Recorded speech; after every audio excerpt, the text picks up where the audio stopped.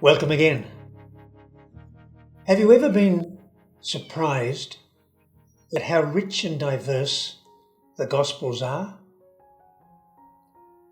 I find that the more I listen, the more I read, the more I find out. And you remember, 2 weeks ago exactly, we had the mother and son encounter.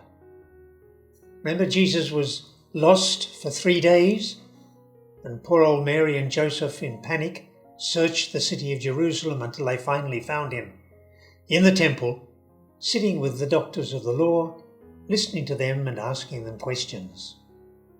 And when Mary gave him a little reprimand, he responded with a response that he didn't understand.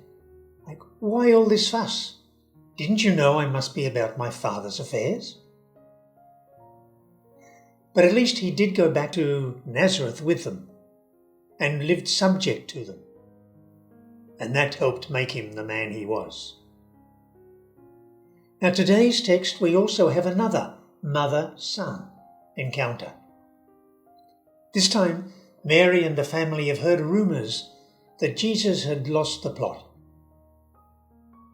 He was just going overboard with all his self-giving for this mission of the Father. And the rumour was that he didn't have time even to eat or sleep. So Mary, the mother, with some of the family, went off to encounter him, to meet him, and presumably to take him in hand. So when they get to a house where Jesus is, and he's surrounded by a crowd, and he's doing the usual thing. He's doing what he understands to be his mission from the Father. And last week we saw what that was in the terms of prophet Isaiah.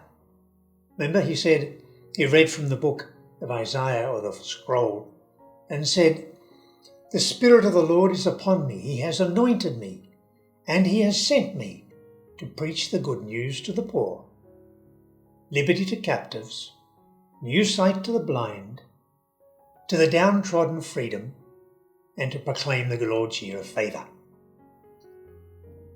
Now here he is, in this house, surrounded by a crowd of people, still doing that, or doing the same thing.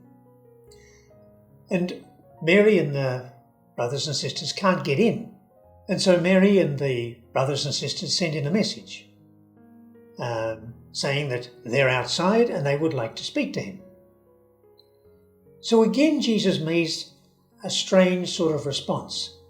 He looks around and he says, "Here are my mother, my brothers and my sisters, those who do the will of God." Now, whether he went back to Nazareth with them, we don't know. It appears not. But again, you've got mother and son meeting and not understanding. Jesus, again, totally committed to his Father's affairs. I think Mark is making a point here in his gospel that discipleship builds on or builds friendship. Here is Jesus' family, those who do the will of God, those who are with him, his followers, his disciples. And so let's say that discipleship is built on or builds friendship.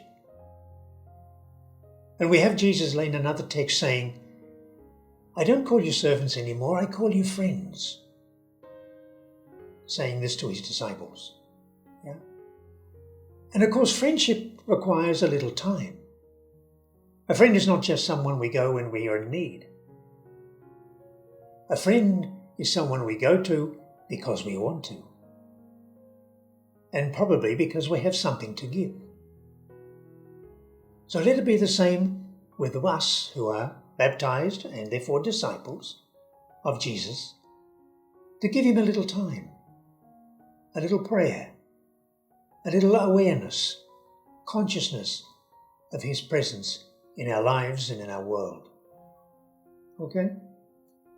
God bless you, and look after your mums. Take care.